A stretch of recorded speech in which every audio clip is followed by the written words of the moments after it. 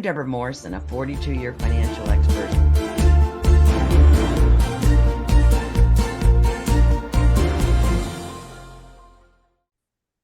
Welcome to the We Can Do It Women movement, where women 50 and wiser step into the spotlight and make the rest of their lives the best of their lives. I'm your host, Debra Morrison, a wealth building expert who, for over 47 years, have championed financial empowerment for extraordinary women just like you. Yep, I've helped women secure their financial futures, and now I'm on a mission to ignite a revolution. Sure, I am, showing the world that at 50, 60, 70, and beyond, some of us might be a nickel slower, yet we're all just getting started. And our esteemed guest today comes to us from Vancouver, British Columbia, Cathy Derksen. Cathy's a Canadian coach, speaker, and published mentor who runs the company Inspired Tenacity and is best known for helping women become published, often as contributors to collaborative international best-selling anthologies, and for speaking on reinvention and midlife purpose. Cathy, welcome to the show. Well, thank you so much for having me. You bet. We are so excited to hear your story, not just where you are now, because some of us know a little bit about that, but bring us back to your upbringing. You absolutely were enthralled with biology at age 3, I understand, and were studying every living thing. Talk to us about how that must have felt as a kid, and then how that continued to morph for your life's trajectory. Yes, I'm sure for my mother it probably wasn't the best of things, but I guess having a kid that's curious is always a nice thing. But yes, I was very curious about all living things. I remember even like before kindergarten coming home with like pockets full of worms and things like that. I used to love going like down to the local pond. I remember like collecting frog eggs and frogs and snakes. And I think spiders are the only living thing that I can think of that I never really liked. And to this day, I tolerate spiders, but we're not really friends. Wow. Well, that got you into medical genetics, and you had quite a career in clinical genetics. And had it not been for an obstreperous boss, you might still be there. But we're glad that you're not, because you had pivoted. But talk to us about the clinical genetics and how you were juggling that with your marriage, which was kind of disintegrating, and then your trajectory into your next stage. Yes, yes. And for those that don't know what, as we were laughing about, the word is cytogenetic technologist was the term of the position I had. And basically what that is analyzing at a chromosomal level, like an individual cellular level, a human's genetic makeup. And so the main part of my job was really analyzing whether the main part that I did was prenatal diagnosis, Mm. but for a lot of those years, I worked on miscarriages. So I would literally do genetic analysis on miscarriages to see if there was a genetic reason why those babies had been lost. So that was what I did for many, many years. And like I said, I will always love the field of genetics and biology. And it really was the toxic work environment that had me finally decide that I can't keep doing this. And I remember at one point asking myself that question, can I see myself doing this job for another 20 years? Yes. And I could literally feel it in my gut, my body saying, no, get out now. Good, good, good. Well, we are glad you did, because time is a valuable asset. You went into financial planning and did some financial planning for 10 years, and talk to us about that career, that piece of the career. Yes, yes. And part of that, when I left medical genetics, I found myself, in that kind of life stage of figuring out what am I here for? What is it that I'm supposed to be doing? And I really felt this knowing that I'm supposed to do something that helps, like has a true impact in the lives of women. And that's when I went into financial planning, because at that time I thought, well, what is that? How can I help women? And of course, we all know that women are always asking for more help from that financial side, and we know there aren't enough women in that industry. So I thought, well, this is it. This is how I can help women. And of course, I did help some women, and but after roughly 10 years of doing that, I realized again that this was not exactly the right answer either. It was in going in the right direction was not the right answer. Well, and then you reimagined yourself again, and you're helping midlife women. This is our audience, right? Embrace all kind of new possibilities and share their stories. Talk to us about the storyteller and the lives they touch, and how you brought that full circle. Yes, yes. And yeah, the a big focus of everything I do is on helping midlife women to see that we are surrounded by opportunities and possibilities, and that old model of retirement where, and you know how really our culture's told us after the age of 50 we're old and obsolete, no one needs us anymore, just go sit in the corner, we don't need you. Right. And you know, helping women to see that no, this is not the direction we are going. This is not what we are going to tolerate. And especially, you know, knowing now we have to plan to live into our 90s and hundreds. Right now. And if we want to do that well, we need to be socially active. We need to be learning. We need to feel like there's a reason why we got out of bed in the morning, all of those things. And so really, you know, helping women to see that really our imagination is the only limitation of what is possible in Yes. this time in our life. And so really that's the big picture of everything I do. And so the books have become part of that because I find that especially as women, we we find inspiration and strength and courage through each other's stories. Yes, we do. So by helping women become published authors by sharing their story, it kind of works on both sides. So Yes. with the author, there's almost a therapeutic part of putting your story on paper and releasing it out into the world. And of course, for those of us who are entrepreneurs, becoming a published author is a really valuable asset to help us move on and get speaking opportunities, get into bigger, different communities. So it's great that way. And then on the other side with the reader, helping the reader see how somebody else got through big challenges, how somebody else came up with a completely new idea of what to do in her life and went through with that. Because I think that feeling that we're alone, whether Yes. it's in our challenges, in our dreams, all those things. And so when we see other women going through these and Yes. stepping up in these challenges, I think it really gives us strength to do our own thing, like just courage to think, yes, I can do this too. And that just that more of a feeling of community, which is Well, really what I focus on in the books too. you do, and you do it so beautifully. You talk about it being more than a platform. You're launching women, in their purpose driven transformation. And I love a collaboration book because you can pick it up and you can have like a whole host of stories, and some of them would be right with you in your bailiwick and where you are at the time, and then some of them might be tucked in for later or when you were where you were previously. So this whole idea that within one, two frames, you have this coalition, if you will, of wonderful transformational stories. You always say, do what makes you come alive. And boy, do you have those stories in your books. You are the curator, I guess, of 24. Yes, it is 24 number one best-selling books. Good grief. I have a few titles here: Midlife Awakening, Midlife Reimagined, 20 Shades of Grief, Passion, Purpose, and Possibilities, Women Transforming Leadership, Ripple Effect of Impact, the book I read. Talk about that, the book I read. That's kind of curious. Well, it's of those 24, a lot of them are other people's books that I was just one of the contributor to. Okay. So of the books that I've curated and brought to life, there's so 10 of them in that collection are what I call my books. So Okay. my I've birthed them out into the world, and yes, and so that's been in the last 4 years. So in the last just over 4 years I've released 10 books. So yeah, all of my books have roughly 20 women per book. Some of my books have some guys in them too, but mostly women. And so really in the last 4 years that's been roughly 200 women that have, you know, become published authors through my books. Wow.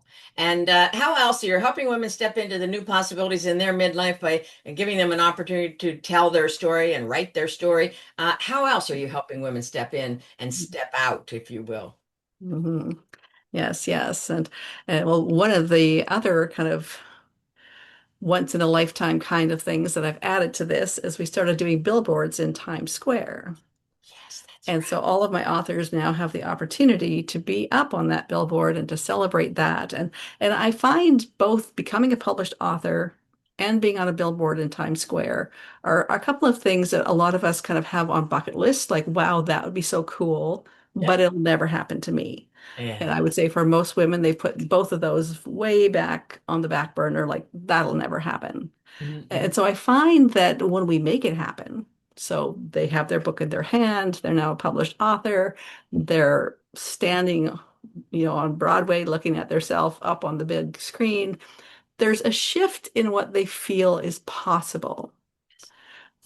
And to me, that is one of the most powerful part of both of those opportunities is literally an internal shift That's of, right. wow, I didn't think that was possible. Now I did that. What else is possible? There you go. And that's one of the things I love the most about all of this. Yeah, I mean, you take people from chapter concepts to the published book, and I mean, I've been on the Times Square in the bow tie district. There's nothing like it. 6 billion of your closest friends running around, and there you are, and you're like pointing, and everybody's clapping. So, oh, I mean, it's a great feeling. So, anybody that hasn't done it, pop in and get Cathy to get you New York bound. So talk about the words of wisdom that you have gleaned over your own life. You were talking about like age 50 and you began to really get serious about the shape of the next chapter. And boy, you've done it with aplomb. Talk to us about some of the nuggets that you have been able to share with your women. Yeah, no, I think so much of it is around that idea of, building community, Yes. finding your community, allowing yourself to dream bigger and actually telling people what those dreams are. Oh, And yeah. but I think a big part of it is the giving ourselves permission to Mhm. even think bigger. Mm. Mm. To me, that is really the starting point of giving ourselves permission, allowing ourselves to think, what do I want? What would make my life, something that I really felt proud of, something that allows me to feel like I've contributing to the world around me. Because I find that those are some of the things that have really helped shift kind of how women are feeling about their life and how they're feeling about the opportunities and possibilities that are possible for them. Mhm. Well, I think it's so true. And when women see people that have done it before them, and you're able to say, "Well, look at these books," and this was Betty, and she was kind of thinking that wasn't going to happen for her, and wow, look at her beaming as she looks up on Times Square. I think that the proof is in. I'm such a visual person that it's always very amazing to look at books and say, "I'm in that book." What are your thoughts then, knowing you've come from science and math and financial planning and now coaching, leading retreats and bringing collaboration books to life and giving women the opportunity and the showcase and the platform to share their stories. What's your thought now about this current role of uh, or model, if you will, of retirement that we've all been brought up to plan toward, and yet it's kind of a shifting goal, is it not? It is. And I really think that we need to completely rethink how we present that.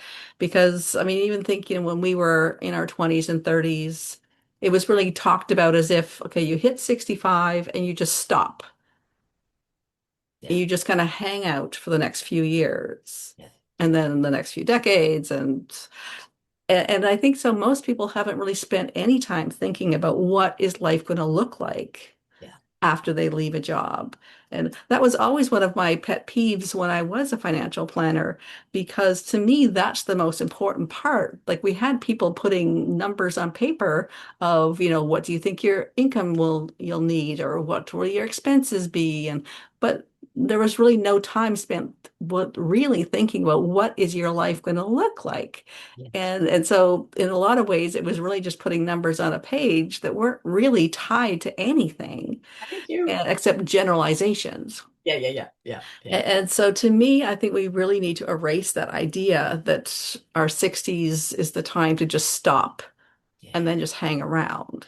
I mean, our 60s to me is the time to think about what are the skills that I've gathered? What are the experiences I have under my belt? What are those dreams that I've kind of put on the back burner while I was busy, looking after a family, doing a job, doing all those kind of responsible things in my younger years. And then when you're to that point where your family's not needing you to, as much anymore, and perhaps you have left a job or you've toned it down, then, what are those other things you do want to do? And even when we look at it, like if you have a job that you actually enjoy Right now. and it gives you satisfaction and you feel fulfilled, why would you feel like you have to stop in your 60s? And if you have a job that you don't like, you don't need to keep doing that. But what are those other things you would like to be doing? And so really looking at our 50s and 60s more of a time to reinvent ourselves Thank you. and do something that we feel is productive, that we're contributing, that we're sharing, all that experience and wisdom in a way that's powerful. Well, it couldn't be more true. And I can't say that socialization is set up to grease our skids doing that. So you invented your company, you created your company, and I love the title, Inspired Tenacity, because you are tenacious and you are inspired. So talk to us about bringing that name into fruition about your coaching and publishing company. Yes, yes. No, it's kind of interesting. Actually, it was while I was going through that first big upheaval in my life. So leaving the marriage, the complete career change, had two teenagers with me at the time, and just going through all of that learning and relearning and rethinking and everything. And it really just hit me that for all of us going through any kind of big change in our life, inspiration and tenacity are two of the key factors that we have to embrace. We need that inspiration to get us started where we're going, and then we need that tenacity to just keep at it. And I always say the word that belongs in the middle there is courage. Oh, yeah. Yeah, right You can have the inspiration and the tenacity, but a lot of big life changes require a lot of courage. now. And it's funny when I first started telling people the name of my company, I actually had a few people tell me, well, you can't use that name. It doesn't mean anything. Why would you call your business that? And I almost changed it. And then I started meeting people like you who understood immediately what it means. And so this other group is going, I love that name. That's perfect. I thought, okay, this has become a filtering system. There's people that get it and people that don't get it. And that's okay. But it helps me differentiate. Sometimes the best way of moving our business forward is knowing who we're not going to, be in Yeah, relationship with, and yeah, professional or personal, exactly. and then inviting it, and that gives us the space. You see, I think one of my wisest friends said, "Until our no is taken seriously, our yes is meaningless." Ah, I love that. So until we weed out that which is not necessarily our lane, and our inspiration, Cathy, our mission, then just saying, yeah, yeah, yeah, I'll do that, yeah, I'll do that. And pretty soon you're so diluted and watered down. This is you say make every moment count. This inspired tenacity name it completely resonates with me. I'm so glad you didn't abandon it. Perfect. Thank And you. I'm sure that our people want to be in touch with you because this is a really good path to being a chapter writer and then being a published author. And it's a beautiful thing to say when you get the book in the mail. It's a great feeling, and you've had it so many times. So talk to us about how our listeners and watchers can be in touch with you. Perfect. Well, social media, LinkedIn is my home base. So that's where you'll find me most active and easiest. I am in other places, but they're not my home base. So definitely look for me on LinkedIn. And on my website is inspiredtenacity.com. And there you'll find all of my current books, the ones that are open for you to jump into, as well as there's a spot there where you can download free PDFs of my published books. So Nice. definitely jump in and get those. And there's also buttons there to book a Zoom chat with me. So I would definitely love to have a chat and learn more about what you're up to, what your midlife journey has been. And yes, definitely let's get you in a book. You literally write one chapter, everything else is done for you, and you work with an international team of very inspiring women and yeah, become a published author. And I can tell you, being a collaborative author and being my own author of my own book, there's a real big difference. And when you have someone as expert as Cathy holding your hand through all of those steps, especially if you're a first-time author, oh, it's invaluable. And she does such a wonderful job. I know these books very intimately. So, Cathy, thank you so much. I have been completely enthralled doing the research on you. And when I came up with your name, I was just like, yes, I knew about your company and your work and your books, but the company name I hadn't plugged into. So thank you Yeah. so much. It's been our pleasure to get a little snippet into Cathy Derksen, and we appreciate you and the impact you are making for midlife women. Thank you so much. Well, thank you for having me. Indeed, it's a pleasure. And I'm wanting to encourage our listening audience to be in touch with Cathy, get on her mailing list because she'll be telling you about the next book that's coming up and so forth and so on. And I want you to plant that seed because if it's not, if a book and writing a chapter isn't right here on your to-do list or you wasn't in your imagination just right now, then maybe we're planting a seed for you to uh, gain some momentum towards and then plant that and fertilize that and harvest that because the world needs your wisdom. The world is seeking stories. I don't know if you know that, our audience. I know Cathy knows it. And there's no time like today to be sharing your story. It's special. And thank you for joining us on the We Can Do It Women show. Remember, I see you, I value you, and your greatest chapter is just beginning. And if today's episode sparks something in you, I invite you to check out our We Can Do It Women Facebook group for the camaraderie with like-minded women stepping into their next calling. And we want to know what your next calling is. Join us so that we can be collaborative in this effort, in these motions toward our full fulfillment and our full empowerment because we deserve nothing less. And the world is seeking our wisdom. So I invite you to join over to the group. And as I often say, pay attention to your money and it will pay you back. Until next time.